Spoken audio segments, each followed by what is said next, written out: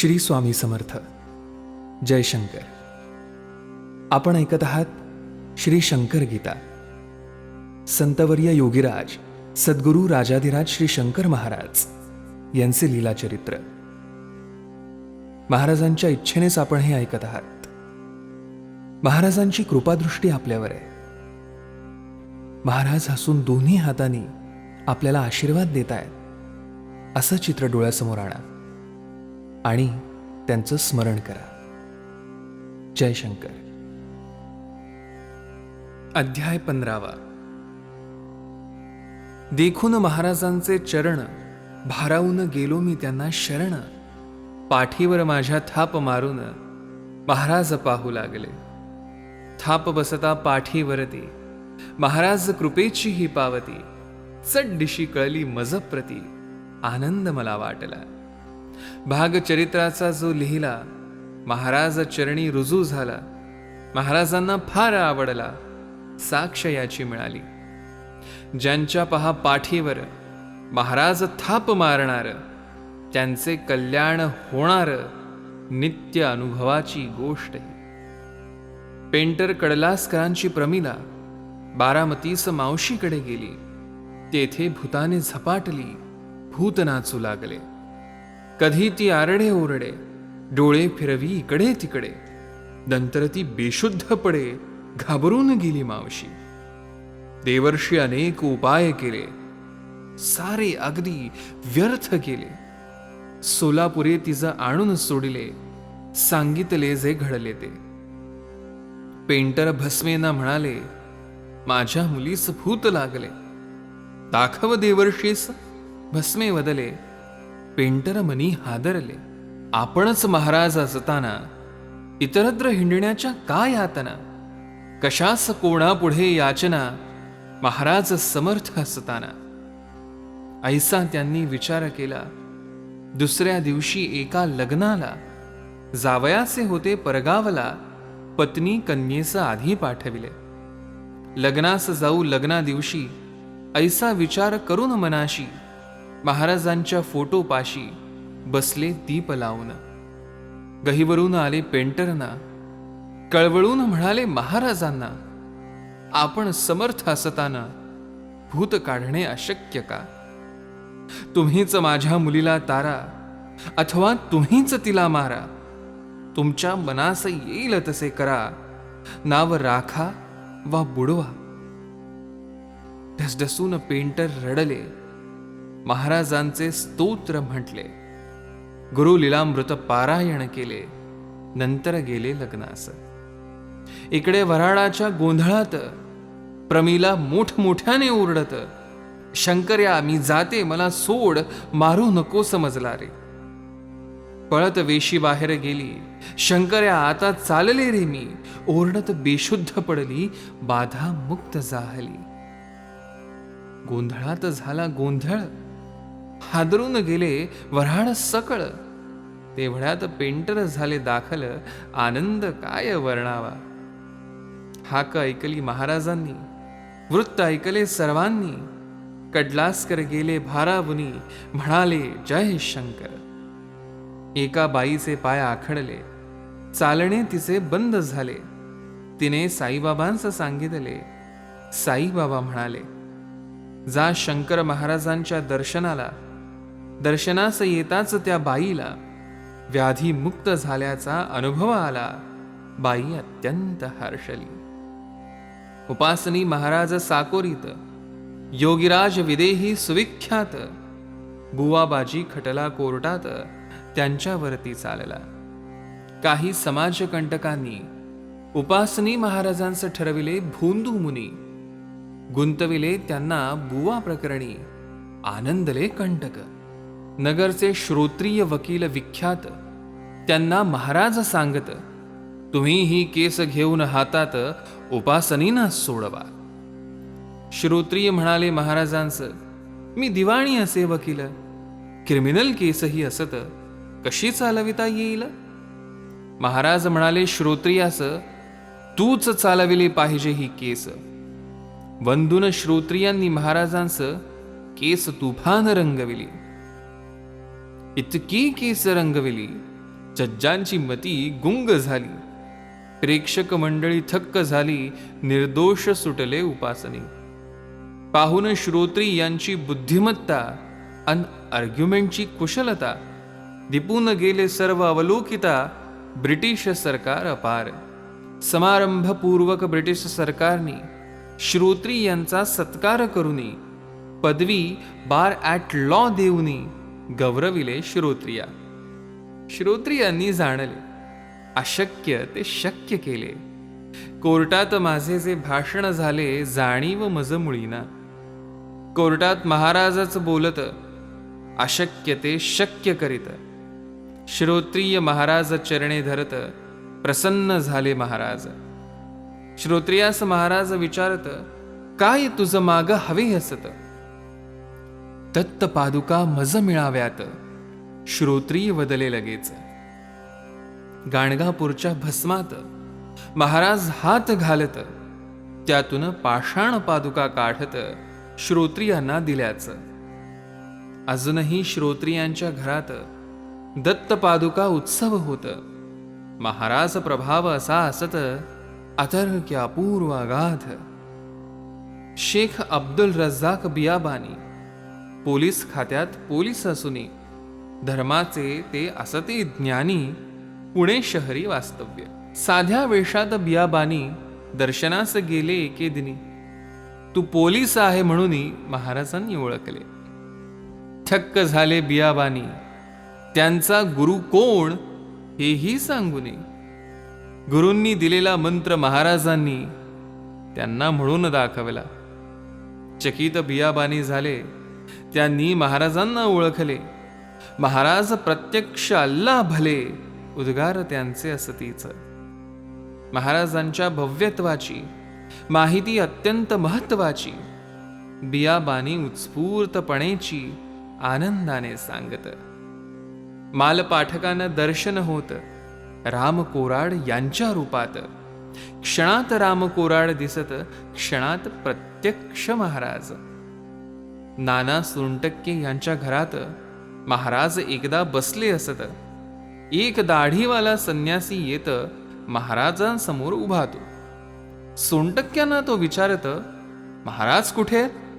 सोनटक्के तर चकित होत, पाहून कसा विचारतो. संन्यासी तो निघून जात.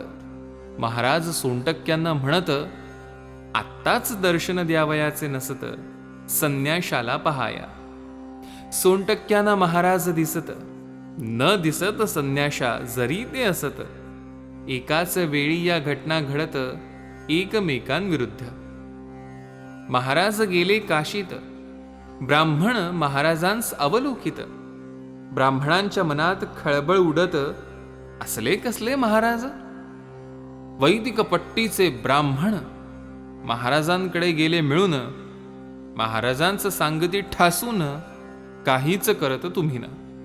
नाही वैदिक आचार, नाही वैदिक विचार. वेदाचे महत्व अपार तुम्हा ठाऊक मुळीना. महाराज शांत ऐकून घेत. तिथेच एक मुलगी खेळत. सागर गोटे होती झेलत, तिला महाराज पुकारित. त्या मुलीस म्हणाले महाराज, हे भटुकडे जमले इथे आज. वेदांचे ज्ञान त्यांना पाज, सांग वेद समजावून. मुलगी अशी बोलत होती, जणू प्रगटला बृहस्पती. जिभेवर नाचे सरस्वती, व्यासच जणू बोलत. व्याख्यान तिचे ऐकून वैदिक सगळे गेले थिजून. महाराजांचे चरण धरून शरण गेले तात्काळ. अकलूज शुगर फॅक्टरीत दरवर्षी बॉयलर बिघडत. जर्मन कंपनीचा मनुष्य येत नीट करून जात असे. 5-6 दिवसात काम तो पूर्ण करत. रोजचा त्याचा पगार असत 1000 रुपयेच. इतर खर्च सर्व वेगळे. दरवर्षी असेच चाललेले. महाराजांनी हे पाहिले. निष्कारण हा खर्च का? महाराज म्हणाले, या वर्षी तर नीट करून देतो हा बॉयलर. घण आणून द्या मज सत्वर. महाराज नीट करत. 3 दिवस रात्री 12 नंतर घणाचे घाव घालून बॉयलर दुरुस्त केला, तेव्हापासून तर बॉयलर नाही बिघडला. वाघोडलं जेव्हा महाराज जात, तेव्हा तेथे सुगंध सुटत. वाघोडास जेव्हा सुगंध येत, महाराज तेव्हा जात तिथे. महाराज येणे, सुगंध सुटणे यांचा अन्योन्य संबंध असणे. लोक ओळखीत पुरतेपणे महाराज येणे जाणत. धनराज गिरजीस पैशाचे कोडे म्हणून आले महाराजांकडे. महाराज पैशाशिवाय घोडे नडे, पैसा द्या हो मज लागी. महाराज धनराजास सांगती, पैशानेच समस्या वाढती. नाना प्रश्न पैशानेच उद्भवती, पैसा कारण दुःखाचे. पैशाने सुख शांती समाधान यांचे होत असे हवन. पैशाचा नाद दे सोडून धनराज काही ऐकेना. महाराजांनी धनराजास अगदी पुष्कळ दिला त्रास. त्रास सोसूनही पैशाची आस त्याची कमी न जाहली. महाराज गेले त्याच्या घरी, बेफाम पडले आजारी. बेडके पडती जमिनीवरती साठवून ठेवण्यास सांगितले.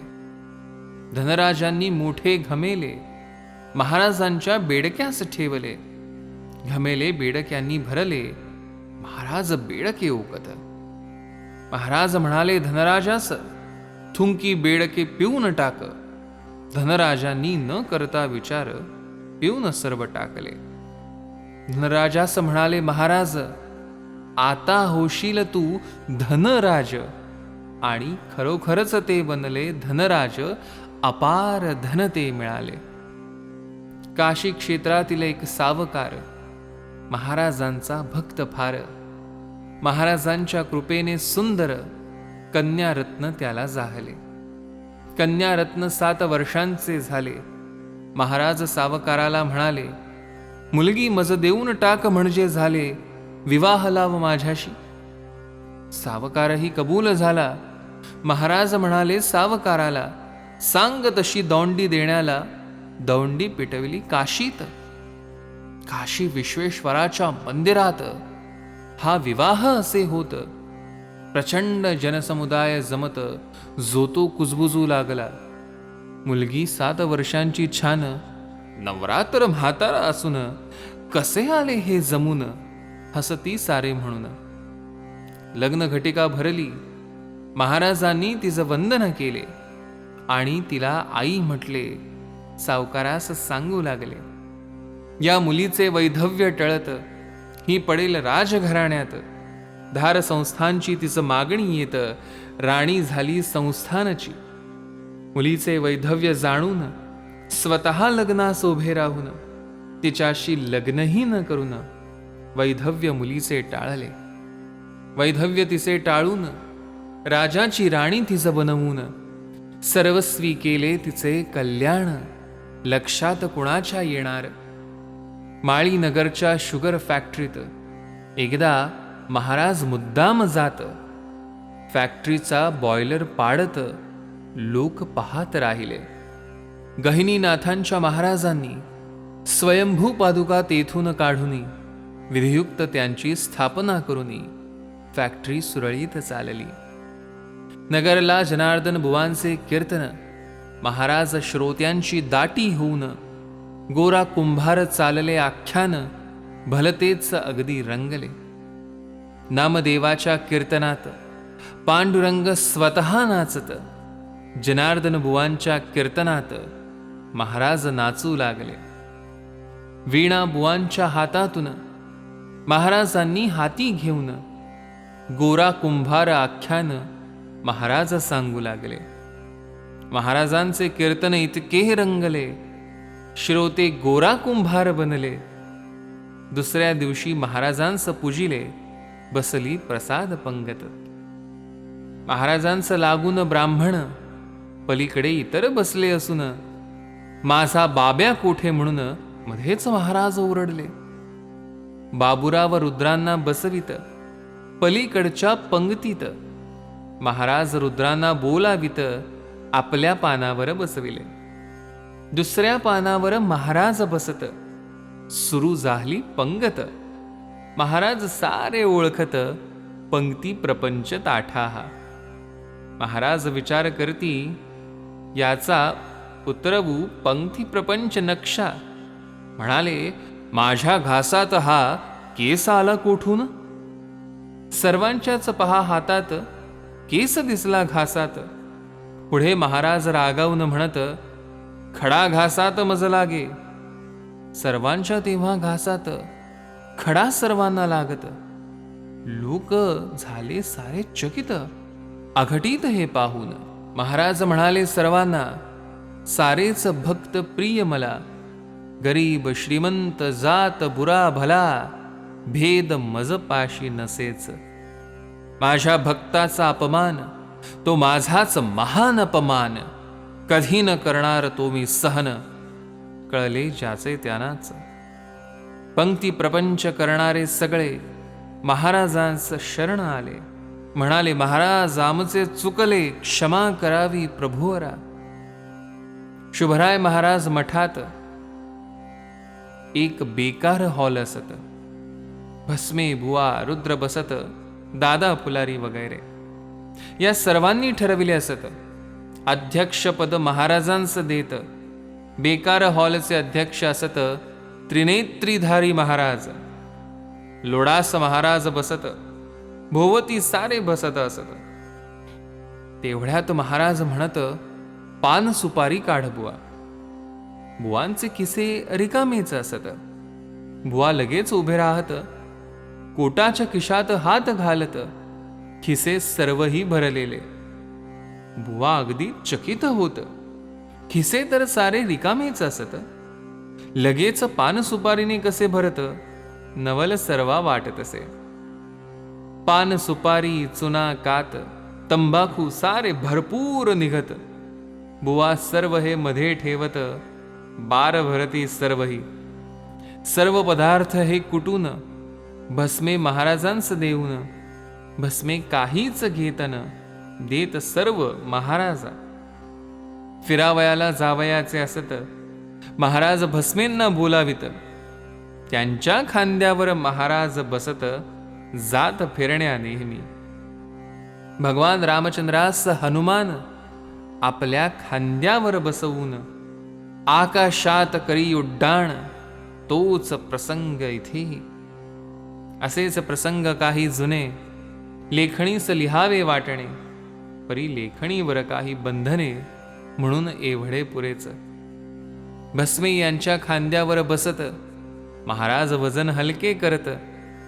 जशी पुष्पमाळ गळ्यात, भक्तास कष्ट देतना. रुद्र समाधी मठात राहत. एकदा थंडीचे दिवस असत. समाधीवर ठेवून हात कुडकुडत होते थंडीने.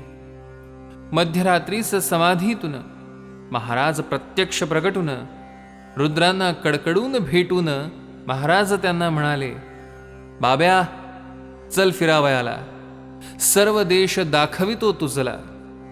बाबूराव म्हणाले महाराजांना, रात्र फार झाली, मी असता तुझ कसली भीती. चरण धर माझे घट्ट अति. बाबूराव घट्ट चरणे धरती, हवेतून निघाले महाराज. जो जो महाराज उंच जाऊ लागले, तो तो बाबूराव म्हणत राहिले, माझ्या पोटात ढवळू लागले 16 मजला भूवर. संपूर्ण पृथ्वीची प्रदक्षिणा फिरवून आणले रुद्रांना. समाधीवर सोडून त्याच क्षणा महाराज अंतर्धान पावले. प्रत्यक्ष महाराज प्रगटले, पृथ्वी प्रदक्षिणे घडविले, पुन्हा समाधीवर सोडले. धन्यता रुद्रांची केवढी. देखून महाराजांचे तीक्ष्ण नयन, भारावून करून नमन. 15व्या अध्यायाचे लेखन या ठिकाणी संपले. संतवर्य योगीराज सद्गुरु राजाधिराज श्री शंकर महाराज की जय. या अध्यायातील कोणती ओवी आपल्याला भावली, यातलं काय हृदयाला भिडलं, हे कमेंट करून नक्की कळवा. श्री स्वामी समर्थ. जय शंकर.